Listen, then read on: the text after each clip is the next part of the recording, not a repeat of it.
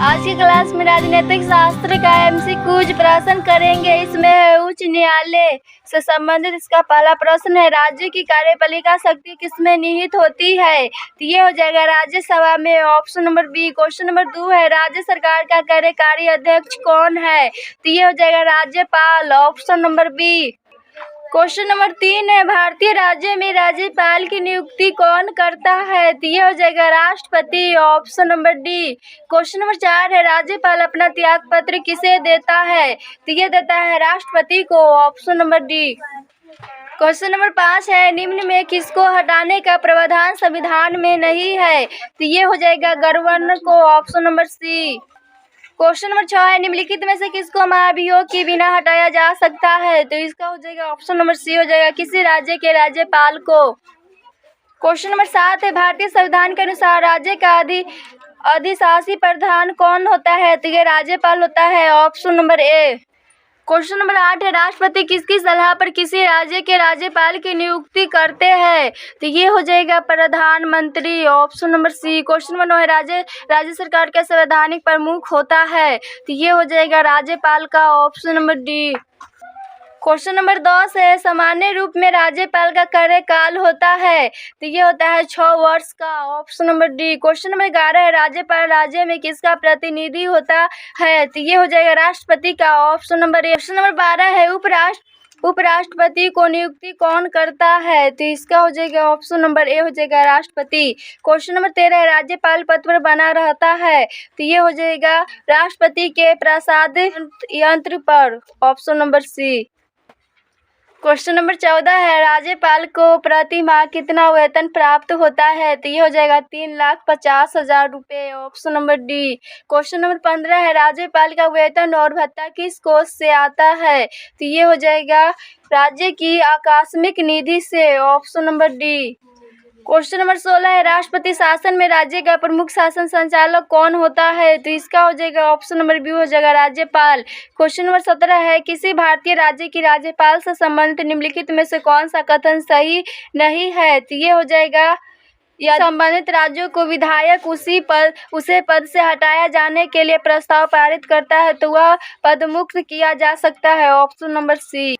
Question number 18, राज्यों के governor संविधान के अंतर्गत किसके प्रति अपने आचरण के लिए उत्तरदायी होते हैं?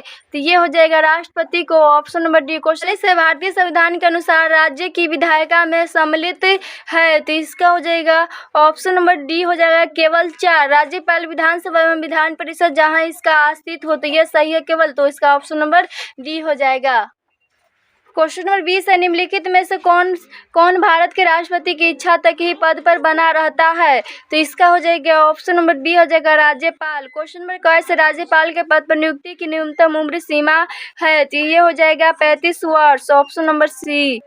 क्वेश्चन नंबर 22 है, राज्यपाल को पद की गोपनीयता की शपथ कौन दिलवाता है? तो इसका हो जाएगा ऑप्शन नंबर सी हो जाएगा राज्य के उच्च न्यायालय के मुख्य न्यायाधीश। क्वेश्चन नंबर 23 है, राज्यपाल निम्नलिखित में से किसकी नियुक्ति नहीं करता है? तो ये हो जाएगा राज्य के उच्च न्यायालय के सदस्य को, ऑप्शन नंबर डी।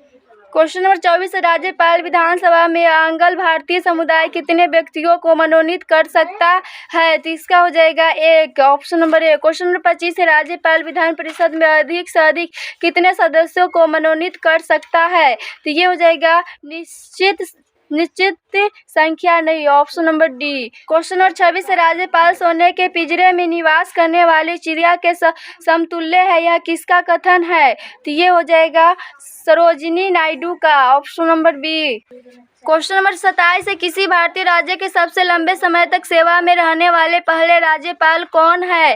तो ये हो जाएगा Padmaja Naidu, option number B. Question number 28 है, भारत के किसी राज्य की राज्यपाल बनने वाली प्रथम महिला थे? तो ये हो जाएगा ऑप्शन नंबर सी हो जाएगा सरोजिनी नायडू। क्वेश्चन नंबर 29 है, राज्यपालों के लिए मार्ग निर्देशक सिद्धांत निर्धारित करने के लिए अनुशंसा की समिति आयोग ने की थी? तो इसका हो जाएगा ऑप्शन नंबर डी हो जाएगा प्रशासनिक सुधार आयोग। क्वेश्चन नंबर 30 है, गवर्नर द्वारा जारी किया गया अध्यादेश किसके द्वारा मंजूर किया जाता है? तो ये हो जाएगा विधानमंडल, option number C. Question number 31 है, राज्य के महाधिक का नियुक्ति कौन करता है? तो इसका हो जाएगा ऑप्शन नंबर सी हो जाएगा राज्य के राज्यपाल। क्वेश्चन नंबर 32 राज्यपाल की अध्यादेश जारी करने की शक्ति के बारे में निम्नलिखित में से क्या सही नहीं है? तो इसका हो जाएगा ऑप्शन नंबर डी हो जाएगा, अध्यादेश जारी करने के लिए मंत्रियों की सहायता और सलाह की आवश्यकता नहीं होती है।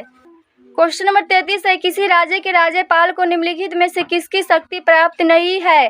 तो ये हो जाएगा विधानसभा स्थगित करने का, option number C.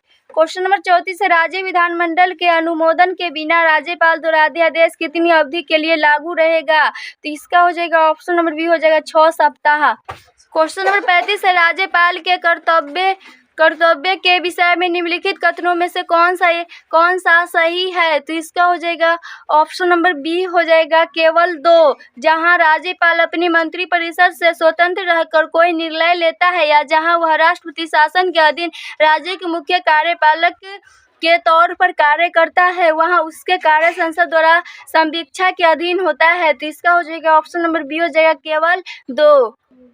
Question number 36 है, निम्नलिखित में से कौन भारत के राष्ट्रपति की इच्छा तक ही पद पर बने रह सकते हैं? तो ये हो जाएगा राज्यपाल, option number A. Question number 37 है, राज्यपाल का मुख्य सलाहकार कौन रहता है? तो ये हो जाएगा मुख्यमंत्री, ऑप्शन नंबर बी।